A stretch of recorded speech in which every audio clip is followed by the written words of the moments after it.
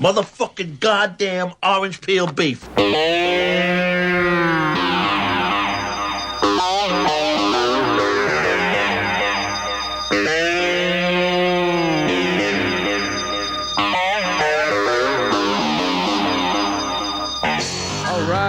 Welcome to One Fucking Hour, and this fucking hour, we're talking today about the movie Deliverance.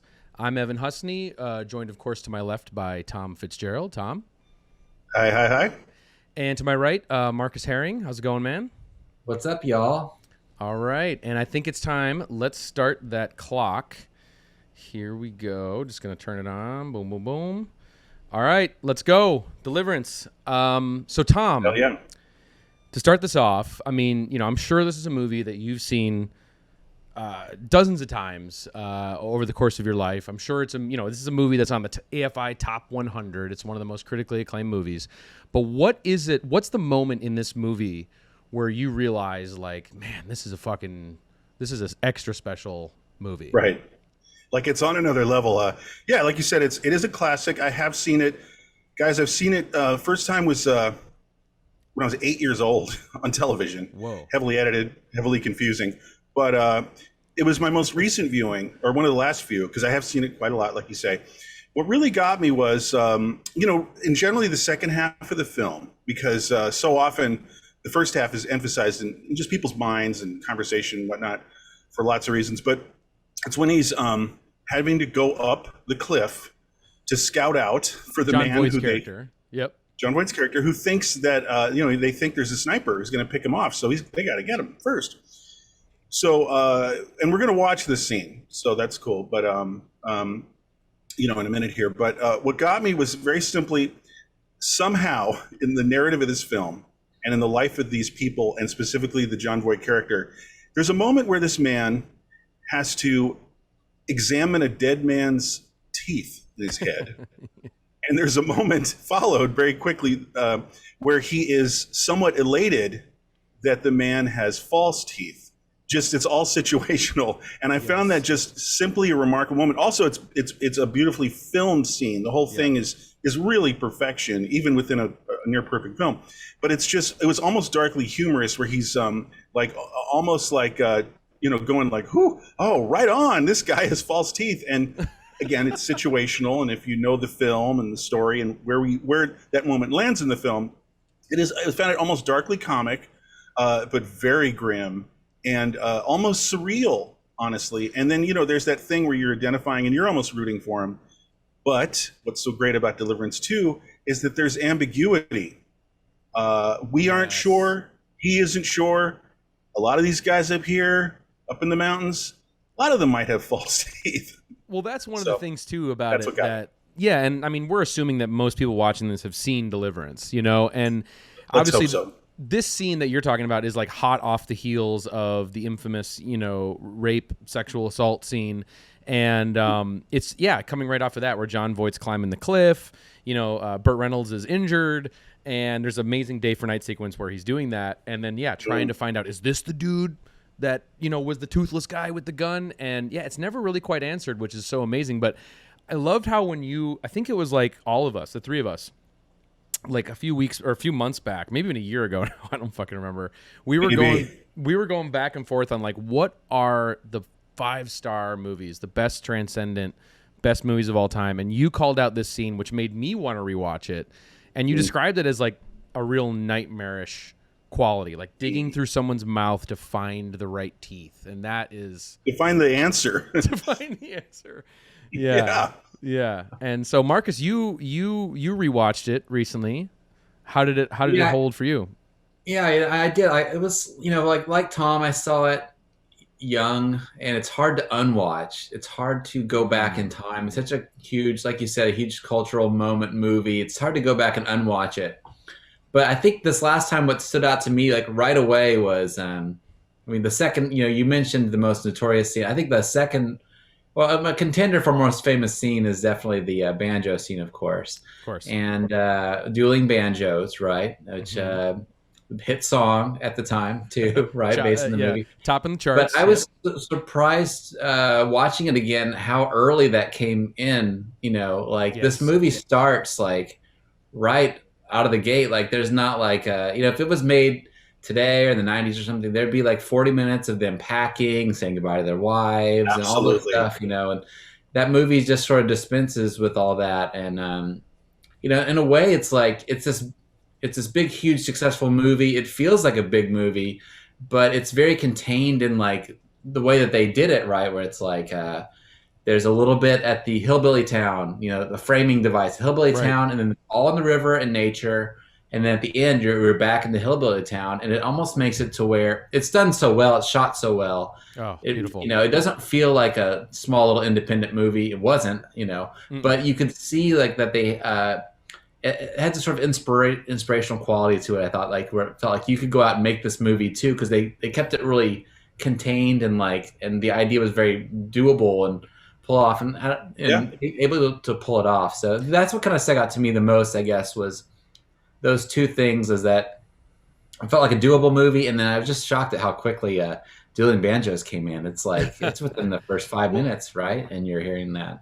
Yeah, one thing just a quick to throw in, because you mentioned it about how it just the movie throws you right into these guys, sort of these weekend warriors, having their living out their fantasy in like the wilderness. One of the things that's brought up too about this movie a lot is the book, and obviously the author, who it's very interesting because he was very upset with John Boorman, the director, with this movie because he cut out the actual opening of the story originally, which is interesting because the actual story was supposed to, like in the book, it has this whole opening where you get to know their lives before they get to go out to the wilderness. And it's interesting because John Voight's character is actually a graphic designer at an ad agency. Burt Reynolds is like a landlord, and I think Ned Beatty is like a soft drink executive, or that might be Ronnie Cox's character. I can't remember which. But anyway, you kind of get their suburban grounded life, in the book before they go into the wilderness, which is interesting because it kind of shows that they have this fantasy of going out there and conquering the wild like real men. And this is our kind of like, like the hubris of the suburban man, to live out these fantasies. But then, of course, which is interesting because that might have added a little bit more to with the punch when it comes and nature bites back, Right. Boorman's always kind of called underscores the difference between like, the forms of like movie and book too. Yeah. Like they're just two different like totally forms. And so I like that. And I don't know, I feel like you kind of like you can plug yourself in if you don't know what their backstory is. You can kind of plug yourself into which guy you'd be. Are you the guitar guy? Are you the Are you? There's a range. Yeah, there's. I think maybe Boorman was trying to have that solved through sort of exposition in a way, or the character development through through their back and forth conversations and the rapidly delivered character development. There's a range here. I would say that the Wally Cox guy is a total peacenik, and Ned Beatty wants to kind of prove himself, but it's sort of impossible. Just his general disposition, physicality, and then Voight is like as a potential Burt Reynolds, and really what Burt Reynolds is a wannabe and a total phony. Who he gets, he's the one who gets into all the trouble, honestly, because he antagonizes all those guys. Totally. And he goes for the trip in the first place. Like it's ill advised. I mean, one of their canoes breaks apart. A little later after the assault, so and he's a total dick to all the people in town too. I mean, he's antagonizing. From the beginning, he's driving recklessly, and like he's driving recklessly through the whole thing, right? Yeah. So they're all kind of goofuses and boobs, kind of. It's in just manifesting in different ways. With one of them being a wannabe, and I found that funny because what happens to Burt is great because he's heroic. Well, he's machismo. And then he is truly heroic in some degree, and he handles the situation, but then he completely becomes limp and kind of, castrated, figuratively speaking, and he's out, he's totally out. He's near death. I just find that kind of amusing, but it also means that it helps in the narrative where that means Voight has to pick it up. from there. You know what I mean? And truly deliver, because Burt probably would have gone up the cliff, for instance, if he wasn't injured. Totally, and he would have. Totally, and on the subject of Burt Reynolds' character, which is amazing, just funny little tidbit, because we were also talking about the author James Dickey. Sorry, that was his name. Number one, first, a funny detail in researching him. He told everybody. Have you guys heard that he told everybody on set, like, this has actually really happened to me. All this, this actually happened to me, and it's not true. But he was like fucking with everybody on set, like saying thunder. like, this like, yeah, exactly. But he kept calling all the people on set by their names in the story. So he would like kind of like berate Burt Reynolds and be like, "Hey, Lewis, so this is what we're going to do, Lewis," and kept trying to coach him like during the rehearsals, like, "Lewis," and he's like, Burt Reynolds like just had enough of it. And he's like, "I'm not Lewis. Tomorrow I'm Lewis. Today I'm Burt." Right. And then of course James Dickey's like, "That's exactly what Lewis would say." Or whatever. So it's just like, stupid nerd stuff, but it's great. Boorman had to 86 him or something offset. Yeah, that's the legend. That they had to get rid of him because he was just super annoying and kind of making sure that everybody was getting it right. And it's like, no, this is my movie. I'm the director. Fuck you. Get out of here. But he seemed like a really cool, interesting dude. And there's a lot of footage of him floating out there. Well, footage. Let's not forget. Not everyone's aware that Dickey, the author of both the book and the screenplay, right? He's the sheriff that you see at the end. And I was just going to say, I've been thinking about. It's been kind of an interesting exercise. Like, this is about a deep dive into a film, and there's the surface that we all generally are aware of, and it's an amazing surface. But the deep dive can be great, and that includes smaller characters. There are little people who pop up throughout the film. Yes. There aren't the four principals and the two, antagonists. But like Dickey is the sheriff, and that's a great performance. Amazing. And I was just rewatching it, and it's menacing, it's knowing, and but it's calm as a cucumber. And he really, you might think that they found like a real sheriff. I mean, he's play acting, being a scary. Yeah, exactly. And natural, like a total naturalism, and it's beyond. So, but I was also thinking that there are some. What I was getting at is there are these details beyond the iconic scenes and the general narrative and the performances. And I was just thinking, like, if you guys have like an underrated moment in your mind, there's lots of little things going on, and I think one of the things that gets me is. I'm thinking about it right now, is it's really underrated, is kind of the last act overall. And I think a lot of people maybe, if they're just scanning it in their mind, they've seen it a few times and they love it. But like they are in civilization, at the end, and they have this dinner with these very nice folks in the small town, that's up the river. And, there's this old lady who's talking about, this is the biggest cucumber you ever saw and everything. And those guys are so shell shocked. This is what kind of really works for me. It's such great filmmaking. It's so, beyond the nature setting of the rest of the film. It's like Voight can barely muster a polite smile. And Ned Beatty's kind of looking around. He's about ready to just start screaming and running out of the room, like, we killed someone, Yeah. And it's you know what I mean? So it's just a certain kind of tension. And that's just a really underappreciated part of the film. Because I think a lot of people might think, I don't know, but they might think that like they're kind of rescued, and then there's just the bad dream that Voight has, which is one of the incredible image of the hand coming out of the water. So anything else kind of grab you like that on a more recent viewing? Well, before I spin off, I just wanted to comment a little bit about that Ned Beatty part, because I thought it was interesting that he actually makes a contribution at the end, because he is, I mean, of course he starts to lose it with the sheriff and stuff, but like when they're having dinner, he's like making small talk. He's like trying to pretend like there's nothing wrong. And like Voight's like sweating bullets, right? Right, that's true. Beatty, somehow he's got some sort of release from the situation. Maybe just, having his like attacker be, killed, like helped him get through that. And he didn't have to actually carry it out himself or whatever.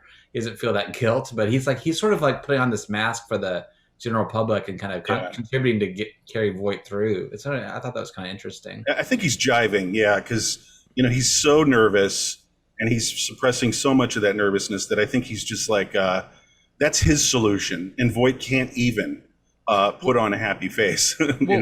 Yeah, I mean, you kind of stole my answer there, with that scene, because it's interesting. I was just talking about it with my girlfriend just a little bit ago, and we were talking about the similarities, and I don't think this is a parallel that anybody caught at the time, because I haven't really heard much about it, but kind of comparing it to Deer Hunter a little bit, in that I've seen some parallel, or to me, it's like, maybe they just talked about it a little off the cuff, but the idea of this really being a parallel to like war, like soldiers going into the war, coming out of the war and having this PTSD, and it's really interesting because that scene you're talking about in particular with John Voight, it's obviously an amazing moment where he starts to tear up at the table. He's in this southern rooming house and they're eating biscuits, and it is kind of like taking in the soldiers after they've come home from war. And that really shows Voight's character, because he really is revealing like his vulnerability in that moment. Like Bert is just, like you're saying, the phony animal,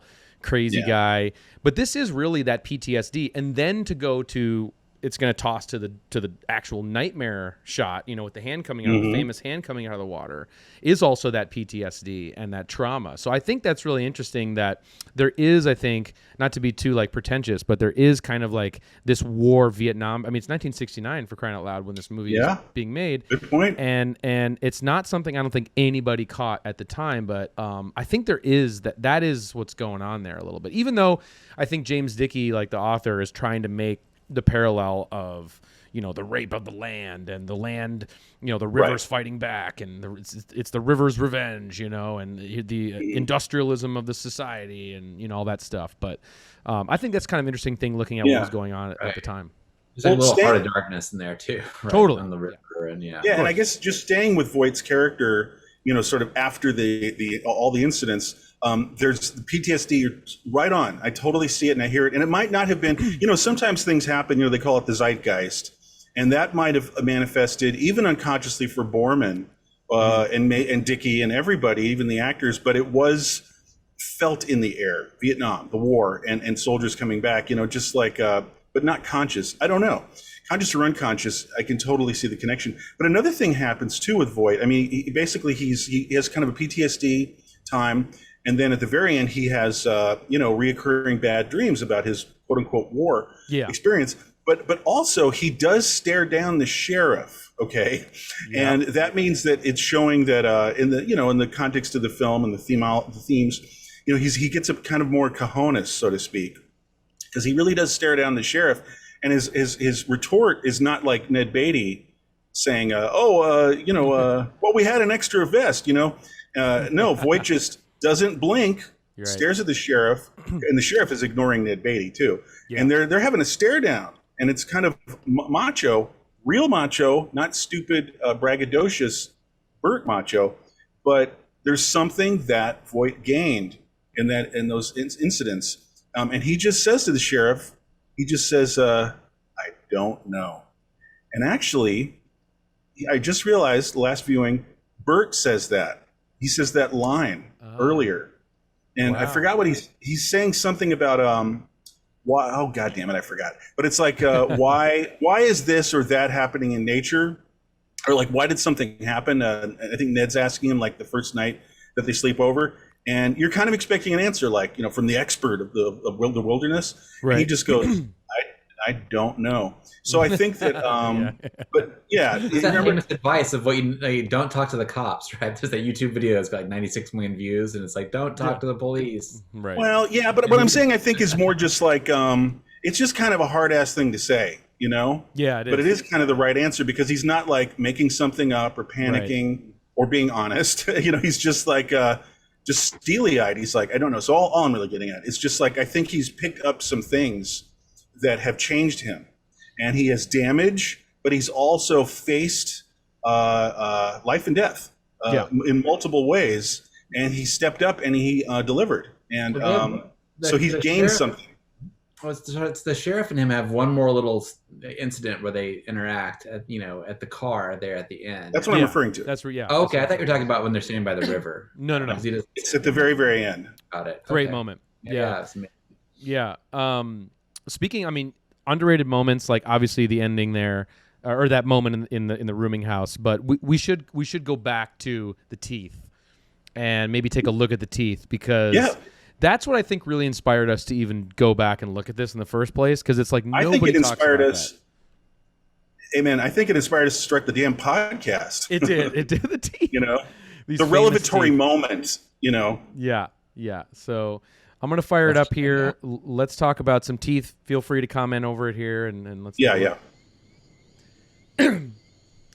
I mean, let's not get into the narrative too much, but The day for night sequence right before that is so it's tripped out. so magical. Yeah, there's a lot of day for night too, when he's climbing up and he loses the wallet, which is another great little underrated moment. And it's great symbolism. He loses, like, he has the picture of the wife and kids, and he loses his wallet. He loses his Right. Modern life identity. Becomes through an the wallet animal. just falling. Yeah, now he's part of the wild, which is Exactly. like another kind of theme, in so many other great movies, like Wake and Fright comes to mind, or the kind of thing. Yeah. Here's their lost weekend. So here he is, back. and this is one of my favorite moments, the kinds of moments in films. Waking up in terror, talk about wake and fright, but waking up and going, oh, I just had a nap. Oh my God, what's happening? Yeah. We're in a, I think it happens at the very beginning of Dawn of the Dead, actually. Right. It's the first thing that happens is the woman wakes up after a nap. Now, I heard a theory always- about this. Go ahead. I was just gonna say, it always sticks out to me just how shaky he is, even when he's shooting the deer. He's failing. He's choking. And that's He a thing chokes in on movies, shooting the too. deer. like really choking. Isn't that also in Deer Hunter too, where it's like the foreshadowing Yeah. of killing an animal is going into Yeah. killing a man? Wow, Deer Foreshadowing. Hunter's ripping off Deliverance. Yeah, no, Totally. You're right. Same DP, isn't it? Now there's Maybe. a theory here where that's obviously his arrow, Yes, right? it is. His own arrow, yeah, right. Not a theory, I guess, but that's what's happening here. That's what happens, yeah. Yeah, It's like a kidney shot. right. Also, this is another thing that I love. This is a very classic moment where the antagonist is coming for you, Yeah, and he's got he's shot in the back, or in this case, he's got an arrow in him, and you can't tell at first, because he's coming for him. They But, tease it but a it- little bit. yeah. So But and it's never been like confirmed anywhere that this is the same guy as in. It's the not. rape scene. It's not. right? And that's the thing. I mean, you could say well, these boys all kind of have that same look, and honestly, I look closely. He doesn't quite look like the guy who's, the sexual assault duo. He No. really doesn't look that much like him. He's not a dead ringer. But it's Also, kind of he perfect has. casting though. I thought No. he had like a little bit more. Like maybe he's got a couple more days fur on his. Yeah. And he had Also- a hat on. He had a hat on. Yep. And also, Here it is. that though. other guy didn't definitely have dentures. Like this guy definitely does. But maybe he put on I mean, his, he's definitely his taking a daytime. shot into the adventures. river, right? And like you're not hunting, Yeah. Why not? he's like looking over the edge to shoot something in the river. Like what would that be? Here, I think this it's is him. this is your money moment here. Marcus thinks. Well, yeah, this is it. So, I said before, it's such a triumph of really screenwriting in a way, where this incredibly small, strange moment has huge significance for the for Voight, for us, the viewer, and Totally. and it's just so poetic. And I think that this is just reminding me of something else. Just watching a scene play out from this great movie is just letting nature be nice and loud and prevalent, and not exclusively the soundtrack, but mainly the soundtrack. Just little anecdote is I was watching with my old lady years ago on TV. She had a cat, and the movie is it was loud on the television, and it's just so much like crickets and birds and twick and tweak and twick, and like the cat kept like putting its paw into the screen, just like, where are these birds? And like wouldn't stop. And I was stoned, of course, and it was just like so. It was so intense, like that natural sound just brought out, the cat. The ancient, DNA of the kitty, just Right. being like, there are birds somewhere in this room, and they're in this box. So anyway, but the thing is, yeah, I guess getting into the sound, again, it's something. I guess maybe the way I'm looking at as we talk about this film is deep dives in the sense of like appreciation for the little details that add up to Deliverance. And I think one of them is what I'm saying is mostly, almost you could say it's oppressive natural sound, almost like a, Totally. Fitzcarraldo kind of thing, or Aguirre, Very the much rapid so. guy. Yeah. Also could be seen oppressive, but it's also kind of nice and soothing. It's like it's like the soundtrack is in a way like an environmental record you would go to sleep to, or an app, nature sounds. But it is punctuated by, as Marcus said, the film almost immediately establishes its menace through the Dueling Banjo scene. Ooh. And the only other music you get really is it's nature sounds, but then it's banjo, and there's these great motifs. You hear the strains of the banjo, which are internal; they're inside Voight's mind, and it's like that. It's coming back to him. Just the face of that kid, is so nightmare-inducing, kind of. And the whole situation was like kind of fun, but kind of dark. The whole Dueling Banjos thing. And so what happens in the film, and this is interesting, and it's not on any soundtrack LP or anything, but it's this great, almost trippy banjo music that's happening. Yes. And here's just one example: is when he falls when he's carrying down the dead body with him from down the cliff. And he's falling, he's screaming like fuck, and it's a great scene. Totally. And it's so tense, it's almost like Jack London or something, and like Hemingway or something like that. But all this crazy banjo music happens to match him rappelling so quickly or falling so fast. Right. And then when he hits the water, though, it's interesting that there's a synth drop once he hits the water. Yeah, right. Exactly. That's the first time I caught it. This time I was really focusing on the soundtrack. Right. Just hearing that, I think there's one other moment where I caught some synth throughout. Yes, there is. That's what I'm saying. There's kind of like trippy banjo synthesizer that comes up, and I've looked for a long time. I actually pulled it from the movie. I made MP3s of it. There's these little vignettes that happen. So that's really special, and it's only punctuating inside what's otherwise a constant. The rushing water too is another constant.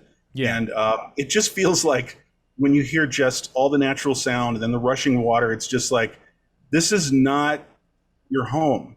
This is not your office. This is not going to McDonald's. We are running shit here. Yeah. You are in cocooned in this environment, and so well represented by the sounds, the sonics. That's another great. Should we talk about the music and talk? I mean, we are talking about the music, but should we talk about the banjo scene in particular? I mean, obviously it's so iconic, in terms of this movie. But every time you see it, like the casting of the kid is unbelievable, and of course the nearby townsfolk guy, there who does the jig that was apparently unrehearsed. Oh yeah. All that amazing stuff. We could take a look at it if you guys want. Should we pull it up? Yeah, I mean, it is other than the sexual assault scene with Ned Beatty, it's the moment. And one thing that I just found kind of amusing is Deliverance had that rare thing in the form of Dueling Banjos, where you've got a film, it's well regarded, it's a box office hit, but it has this other X factor, this pop culture element. Like it could be parodied on SNL or something. You know what I mean? It went beyond. Yeah, like it's a phenomenon, right? Pop culture phenomenon. This was like a top 10 hit song. Like it's on the radio. It's on the fucking radio. Yeah, it's just crazy to go back to a time where there's a banjo. Dueling Banjos was a hit song, not like on country radio, or it wouldn't be on country radio today either. But just it was to be. No. But also, let's not forget that it's instrumental hit songs anymore, though. That's one thing I miss about the 70s and the 60s and 70s is that they were instrumental hit songs. Right. It trailed off by the early 80s. Yeah. Well, but beyond that, one thought is just what's also remarkable, not just that it's an instrumental banjo song, but that it's in direct reference to this horrifying, creepy scene in this kid's face. Now that's my kind of 70s. It's like, you just heard on the radio this really awesome little song, and while you're listening to it, I'm sure you're thinking about that horrifying child's face, aren't you? We'll be right back with ABBA. Well, I thought I remember reading about this guy is that he's like a completely normal dude too, like the actor guy. He just looks a little funny, right? But he's like, is he in something else after this, or there's some backstory with him, or I saw an interview with him once or something. There's an interview online. Bert was talking about how when they were filming this scene, obviously the kid's not playing it there's like a hand, behind the kid that's actually Of an expert, playing, yeah. playing, doing the fingering, doing the stuff, and But what a performance when he physically repels from the offered handshake. Because we're going to see it. It's in the close of this. Yeah. But when he when he physically repels, though, that's coming up. Like, because they're all smiling, and like, the Wally Cox character who's playing the guitar, actually. Ronnie Cox. Yeah, Ronnie Cox. Sorry. But that's the thing. Like, the Ronnie Cox character thinks he's connecting. Yeah, exactly. with him in this moment, and they're that's bonding. kind of and that's kind of the fallacy of the whole thing is that like. Now we're all one, but then of course, he's like goes out for the hand and he's shut out immediately. And just as a reminder, guy did add reprise of the Banjo Kid. Good. Because he's also maybe even menacing because he has this death scare, and we're going to see it too in a second, and that's really chilling. And I feel that's the moment of no return in the film. Because soon after they're assaulted and it's just everything's a mess. But the kid is sort of this harbinger of doom on the bridge. Yeah, we'll see it in a second. And just maybe we can talk about this next because I'd like to. This is a fucking horror movie. It is a horror movie. Yeah. If by the basic definition of horror, yeah. Here we go. Oh, this is one of the best so shots it's a little in the whole later. Movie. This is absolutely one of the best shots in the whole movie, and it's so cool to have this callback. And here it is again, like Ronnie Cox is like, "Hey kid, remember?" When hey buddy, no, he's playing guitar, he's like, banjo, or on the paddle, on his paddle. Like, hey, remember guitar playing? And this is like a perfect, idiot. like, a fucking idiot, fucking John Sebastian, Loving Spoonful looking guy. Like, dude, let it go. Yeah. The boy's not buying it. That is horrifying. Yeah. And it's so cool too, just this full on shot. The wraparound shot, yeah, it's so good. And then I just let it go. There's a wide shot where they're going down the river, and that's kind of somebody maybe brought it up, but it's not unlike Heart of Darkness. No, there's a referral to that. Just the metaphor of like going up the river, and also just I'm maybe rambling here, but just like speaking of horror, I read somewhere years ago that in the DNA of the psyche of the average American over the hundreds of years of being on this land, there was this irrational fear of the woods. Like the indigenous people, that's their home and they love it and they're integrated with it perfectly. But for settlers, the woods was very weird because they weren't used to it, and so that's where there's so much folklore about like the thing with glowing red eyes and the dark of the woods. So the woods just has this elemental fear trigger. Almost in the DNA of the American psyche, and so, but horror, and we were talking about this before, like how influential was it? And there were some films that are direct copies, sort of narratively, like this film Rituals with Hal Holbrook, but there's so much horror film iconography in it. Or you could just say at least this film succeeds on just a horror movie level. Yeah, and it doesn't let go of that, and it's a tribute to the film in a way. And how can I put this? And then I'll shut up. It's horror can often be very elemental and very simple. Couldn't be simpler plots most of the time. Couldn't be simpler characters. Like the antagonist, the protagonist. The survivor, the killer.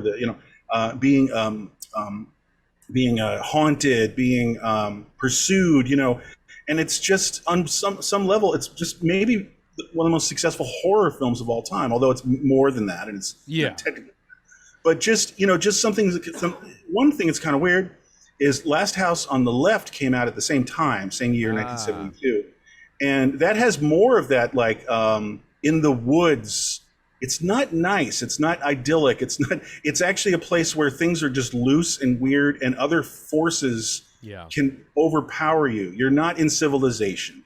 And that happens also in movies like that great slasher movie that's really, really underrated is Just Before Dawn, is very Deliverance. And it's it nails the fear that pops up in Deliverance. So I don't know, just what do you guys think? Well, I think a lot of horror, like almost always the most successful horror seems to tap into like the collective sort of paranoias that are going on within a society, like, you know, and especially when it hits like at a certain time and place. And this one's interesting. I think like Boorman, he's British, right? But he really seems to capture American, just the way it looks, it feels, and the paranoia too, because I mean, the story of this country is the story of, like, you know, the town mouse versus the country mouse, or like the, you know, there's a lot of class consciousness, there's a lot of fear of, you know, from like big city intellectuals, of like hillbilly types or just people out in the woods. And I mean, I see that like the woods is definitely a character in this, because I mean they spend so much time just conquering the rapids, like you said, you know, that's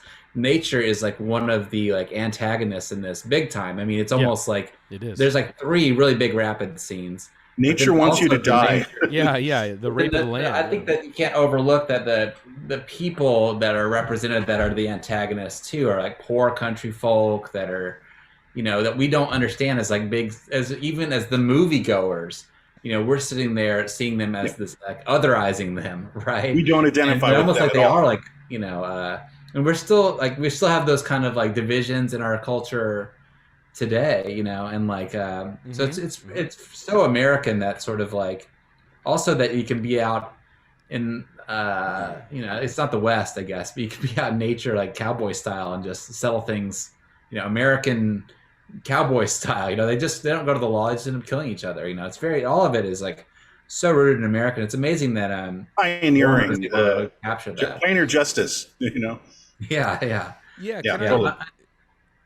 Sorry, I was just, I mean, part of we were talking earlier about the things that stood out to you or scenes that you thought were underrated, and this kind of dovetails with that. Is there's a moment in the hillbilly town at the very beginning when they are trying to round up the brothers to drive the trucks for them. And Voight is like peeking around in the window. I think it's him. He's like peeking through the windows. It is. And it's like this beautiful cinematography.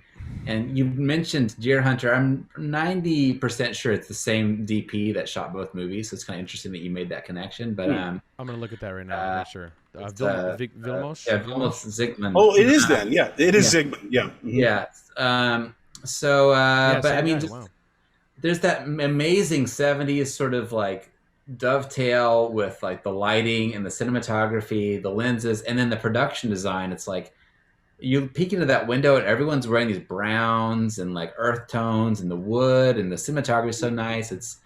And then you're looking through the glass at it too, almost like you're looking at like a what are those little window pieces of art that you look into, like diorama. It's almost like you're looking into a diorama of someone's life, you know. And it is, again, it's that like looking at the outsider, you're peeking in and seeing this crazy world that these people, this dirt poor people that, you know, and there's a lot of the genetic, you know, the gene pool being narrow is, you know, apparent. You know, that's a real thing. That part home, you know. Yeah, that's the mother. That is a phenomenon, you know, in the Appalachian area. At least it was.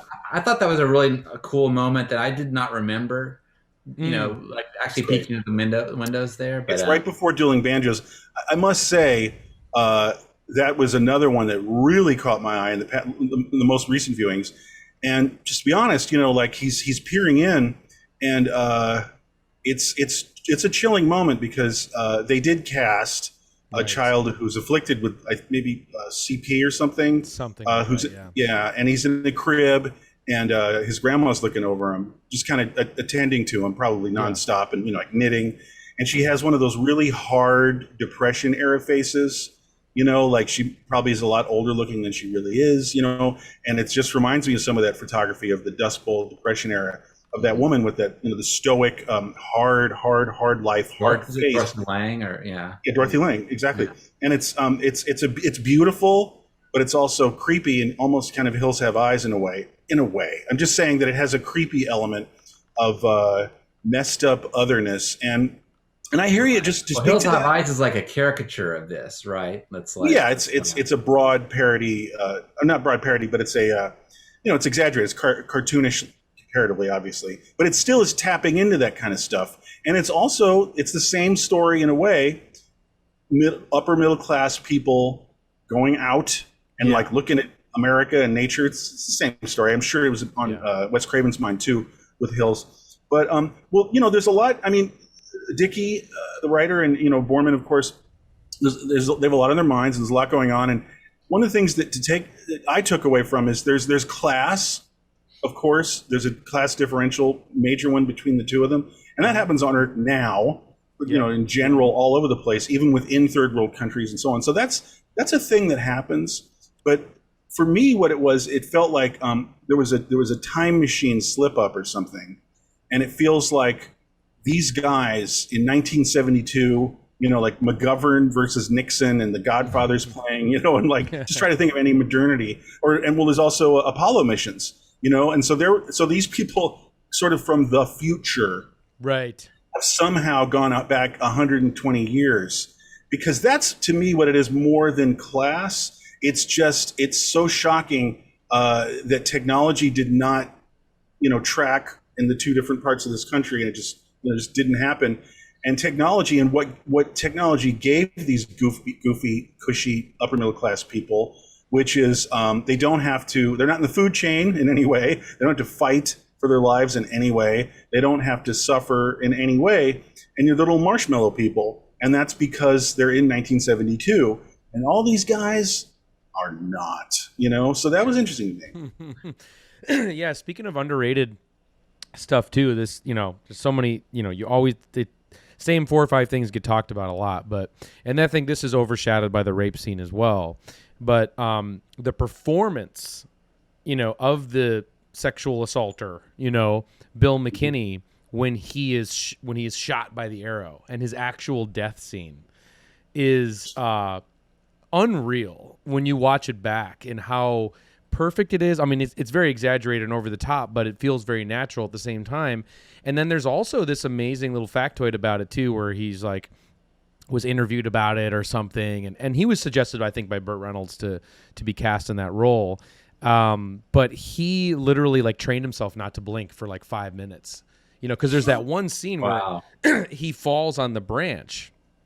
He dies on the branch, and then the camera is with him in the foreground, and then they're behind him, kind of trying to discuss what they should do next. And it's all just on him, and he's not blinking, and he's just there, like he's so still. He's so still, and that also just completely adds to the realism of the scene, the immediacy of the scene, and it's so fucking good and not talked about. It's enough. Great. Yeah, no, amen. His death performance is up there, and but his performance, But also, there's a little tale at the end of that whole little moment, which is also really chilling and really brilliantly done, understated as this film is so often. It's that Bert has to sort out this guy's not quite dead. So he just applies the slightest bit of pressure on the arrow, and he says something like, "Okay, we're good." He is. That is amazing. And just there's one little observation on the scene you picked up on is there's something they do with dead bodies twice in the film. There's sort of like this realistic awkwardness of how like the body falls. I was just about to bring this up. The guy, and then of course Ronnie Cox. And his sort of grotesquely distorted, his arm is like dislocated looking. With a dislocated, is that like an extra with like a dislocated shoulder or something? So that's like a I don't think they could have done that. No. That's like a thing he can do, and that's one of the things he like brought to the movie. And he was like, "Hey, check this out." You're hired. Yeah, you're like because it's so grotesque, but it's like it's a very different kind of corpse, so to speak, in cinema up to that time, because like usually just don't even think about it. They're just like, oh, he falls and he's kind of fallen on the side of a rock, but no, it's like something happened to his body and the rushing waters grotesquely contorted him, and you're stuck there, and it's it's an unpleasant image, and it's not sort of unlike how that guy falls.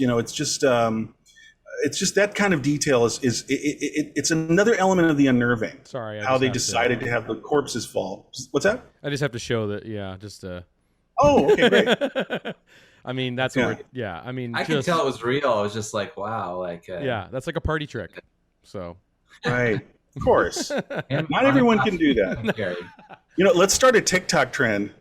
Like, Do the Ronnie Cox Deliverance arm, man. You do it first. And All right, I got it. All right, hold on. Get limber here. Yeah. All right, anyway. Please. Go on.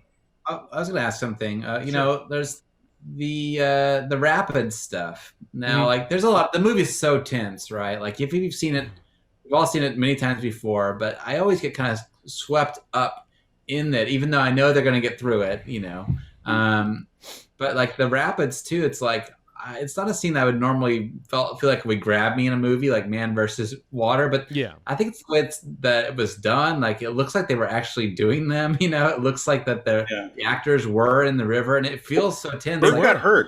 I get like nervous, like watching it. How do you think it was so effective? Bert was hurt. Bert got hurt, dude. Yeah, Bert got hurt. Bert, that's my bumper sticker. No, he had a lifelong injury because he hit really hard on rock, basically. When he slides down, said, right? When he said, I'm doing my own, he said, I'm doing my own stunts. He really, speak to Bert for a second in relation to that moment and the Rapids footage. It's hard for people to understand, especially if you weren't around then. He was a goofy kind of like hack who did television. He was a TV detective. That was his biggest thing. Dan August was this failed TV show. Right. And he did Westerns, and he was just kind of a nobody, and he was sort of amusing maybe on Carson, but he wasn't taken seriously, and he was not a star. And he was getting older. He wasn't that old, but he knew that Deliverance would deliver. Yeah. And he was, for him, for his career, and boy, was he 120% right. Totally. And it was night and day for him, but he also did put his whole fucking everything into that role, and he did a great performance. But he also maybe almost went too far and did his own stunts in all those scary looking raft scenes, Especially the one where he's sliding down that big rock. Yes. The one that his character gets injured in the movie too. And And Bert always talked about, at least from what I was looking at, that this is still his, or was his favorite performance, favorite movie, the best one that said he was ever in for his whole career. And I mean, can you deny it? I mean, it's no, it's the role. It's iconic. And I got to say, speaking, it's a small cast, and I love small cast films. There's a certain interesting challenge to them, but there are peripheral characters, and gosh, like we said before, the Banjo Boy, that kid knocked it out the box. I'm sure he was given good directions, but he doesn't have like a ton of makeup or anything. You know what I mean? No. Like his smile's weird. He was probably a somewhat odd-looking person naturally. But there's so many small characters, and just if you guys have any that jumped out at you, of course, the toothless guy in the rape scene, that guy, the one the first one, the verified toothless guy. Yeah. I did read that Bert in his unsuccessful career had at one point done one of those dumb Wild West shows for audiences. There's some set, and he has to like have a big shootout with blanks with like bad Bart or whatever. And the toothless guy is just one of the people who was one of the characters. Like maybe the town drunk or something. And Bert remembered, like, oh my God, 5 years ago in North Carolina in 1967, like that guy, and it was he makes the film, So if I just the attention to detail even on the peripheral characters is stunning, because they didn't cast that guy's not an actor, Totally. Instance, but they knew they had to get some guy who's not just phoning it in and doing like a scary guy performance, and he has real gone ass teeth too. Which, and that's just like the authenticity with the movie is what makes it really scary. Is these aren't like identifiable character actors, for the most part. I mean, they're all like feel very real into the world, and I think the way those guys are paired too. Like the rapist guy is like kind of short and stockier. He's like more muscular, and that other guy's tall and lanky. Yeah. It's that kind of like almost like Laurel Hardy pairing. Yeah. Like, totally. And he just has the shotgun. Like he's not going to get into a fight. You know what I mean? Like the other guy will like go scrap with you. The stockier guy. Yeah. But the other guy's just like, I got my shotgun. I'm good. Like I can be. Gomer Pyle-ish. Exactly. But I actually think, unless I just I've seen this twice now in the last year, and we just touched on it earlier, but just to bring it back around again, because I want to make sure we hit it, is I do think a really underrated quality of just in discussing the story of the movie is how brilliant it is that the characters are never sure if they killed the right guy or not. And that's the thing that they're left with to be haunted. Not just the PTSD, the whole thing, of course, but just the idea that, like, is that the guy? Is really... I can't think of another movie that doesn't answer that question.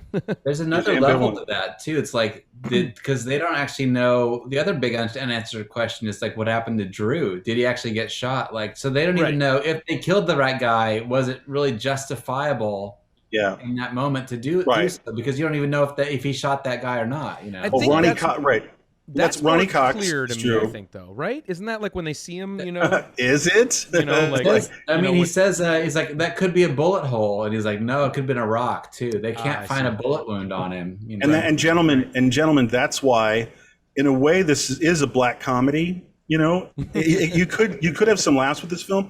To speak to what you're saying, Marcus, that is the second major mystery that is born of panic. You know, like one of the things here that you're seeing exhibited is these people are simply panicking because they're in over their heads, because they're fucking marshmallows, and they've never had to deal with anything, so they just panic and they create and they balloon in their mind monsters and they catastrophize, to use a modern word. So yes, they're not sure, and we're not left certain either way if there are two guys who have missing teeth. But then, just to address the second one just real clearly, like. The Ronnie Cox character, Drew, he falls over, but there's such an overwhelming sound of the rapids. Yeah. We're not going to hear a gunshot, but he falls over. But he was having a weird kind of psychological breakdown before he falls over. So he could have been shot, or he could have just like went catatonic and even just fainted and fell over. So there's that. It's like marshmallowing out, to your point, you know, like he's ODing on the marshmallows. He went limp. Exactly. ODing on marshmallows.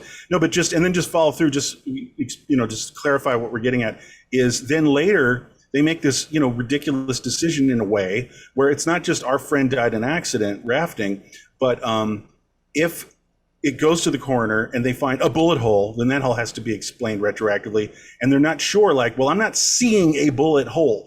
Or that wound I'm seeing could be rocks smashing against the side of his body, and that it could be either or. And then they just go, "We're burying him with rocks." It's like, Jesus Christ, guys. You know what I mean? Yeah. Bury him with rocks.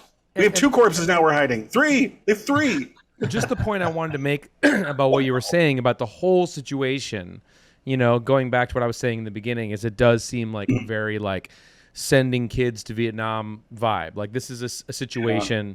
That you totally could be, find a group of soldiers in over their head, having to deal with, and it becomes a nightmare and it becomes surreal, and they're, and it does feel that way for this movie. And they're at their wits' end, and they're just like, and it just goes, and they're sheltered. It goes full emotional panic, right? And no cojones, no brain. No, like these guys are not thinking straight, Yeah. But you got to have both of those in battle. Take it from me. I'm kidding. We're three marshmallows here, Well, we marshmallow crew. Yeah. We had one more clip. We should get it in because clock's ticking. It is. Clock is ticking. We had the clip of just showing James Dickey, and his naturalistic, wonderful performance. The writer, the screenwriter, and one hell of a performance. Before you go, buddy. I mean, he fits right in. And this is what I was just saying, where I was seeing evidence that Voight had grown some guts. Didn't we have an extra one? In the scene with the stare down and the flat answer right here. No. Drew wasn't wearing his. Right, the life jacket concern. He wasn't wearing it. Right here. I don't know. And that is what Bert says in the first part of the film. It's great. So he's like real Bert. That's kind of another element. Bert says, "I don't know." Yeah, Ned Beatty's asking him something. I don't remember, something where like the hard ass wilderness guy would know. Like, and okay. But what I'm saying is like him, or he's becoming him at that moment, right? Or is the real? Well, what I'm saying, is like this guy did get a trial by fire, and Bert's just fucking being a loudmouth goofball, and he didn't even deliver, during this incident. I mean, he got hurt, but like he was kind of like crying like a baby too, like, yeah, it hurts, so really it's just like fake bravado on the part of Bert, but then you are seeing a steely spine has developed for Voight, and he really is the thing that Bert was pretending to be. And it's great, just like with. Sorry, go ahead, Marcus. Oh, I thought it was interesting that the sheriff says, like, don't ever come here again. Like, I know what you did. But then he's like, oh, he'll probably turn up. Like, he makes that choice to let him off. He lets it go knowingly, Right. Like, you know why? The official version of the story, You know why? Because stuff happens out there all the time. Right. That's my inference. It's like you got like, we have a lot of, well, I'm just saying, like, we have a lot of weird things happen here that we just kind of let go. Like, it gets weird out here, and you guys got weird, but you're outsiders, so don't come back, because this is our world to have. It's our weird, not your weird. The whole town's about to become ancient history anyway. Yeah, right? Is that too? But they'll be relocated. Yeah, which that's also just trippy too. Like, all this is going to be gone. Perfect visual metaphor. I was to say the perfect visual metaphor is the mobile church. Yes. Great visual metaphor. So good. Incredible. Probably something that really was being moved for, because they were going to industrialize that part. But yeah, I think just also too because we saw Mr. James Dickey there, and the writing is so cool because it's so tight in that, there are those moments where like it's throwing back, it's harkening back to another moment in the film. Like you have obviously John Voight with the bow and arrow with the animal, and then it foreshadows the man, and then you have the thing what you were saying, that I don't know, and it comes back, and all these other things. Like, it really is just super tight, super. It is just fantastic. Fantastic. If I can just speak to what you're saying in a way, and we're heralding the one element of the film, which is the incredible writing, the screenplay, and the book. But I had a little mental exercise, which I might start doing for one fucking hour, which is, films, there's going to be films that we like here and maybe hate here, or just kind of curious about, but I'm starting to think aloud to myself, like, what's the worst part of Deliverance? You know what I mean? And so many films, or at least, or even just to be more kind, like, what could you live without in Deliverance? Or what did you wish, like, oh, I wish this person was cast differently and blah, blah, blah. Or this music cue is lame. But my God, not to get hyperbolic, but I almost empirically, I wouldn't change a thing. There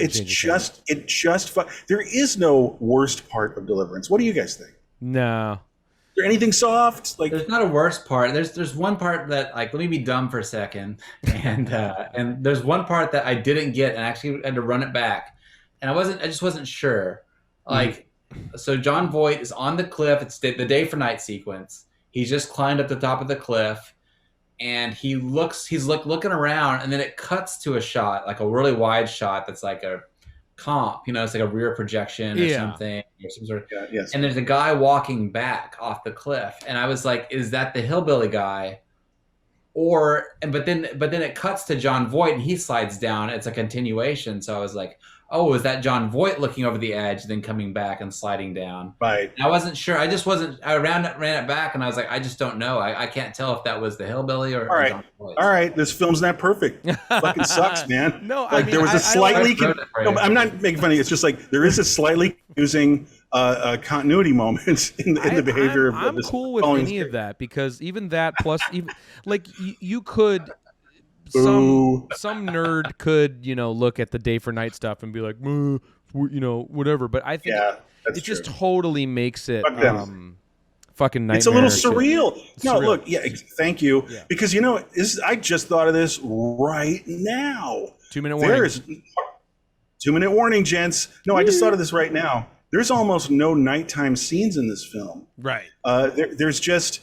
it's kind of odd in a way. Like, they don't really belabor them having the night camping, the first night camping out and being all like, placid. There's a little bit of tension, like they hear things, and Ned Beatty's again a little spooked by it. But they don't really. It's not a long scene. I think another film might have actually had their first sleepover night kind of go on a little longer and have like I know, right? Talk about And their wives and stuff. Yeah. I was just gonna say that. Yeah, and have like a Yeah. pain in the ass conversation like, have you talked to Sheila since the divorce? And it's like, oh, fuck you. Like some other movie would have done that. No, so there's almost, it's just kind of, I don't know if it really means anything, but there's really fucking almost no night. Okay, there's almost no night footage. There's just the sleepover first night, but then there's also that highly surreal day for night silveriness Yeah, I love of it. him at the top of the cliff. Yep. And it's just adding to surrealism. And it's really the only moment you're getting like a full night experience, during the tense part. So should we just wrap it up, guys? I don't have the clock in front of me. The only Are we down to seconds? We're at 50 seconds here. All I just want to get in real quick before it's over, if you don't mind, is like, obviously I don't know if they would have been able to afford to light those sequences at night, but I was going to say, we just got to mention John Boorman in the last 40 seconds. We didn't really talk about him. He's fucking brilliant. I mean, Point Blank, Zardoz, Excalibur. Zardoz. We got to do that 1 fucking hour in Zardoz. We are so doing that. Such an incredible Two-parter. filmography, and this movie knocks it out of the park.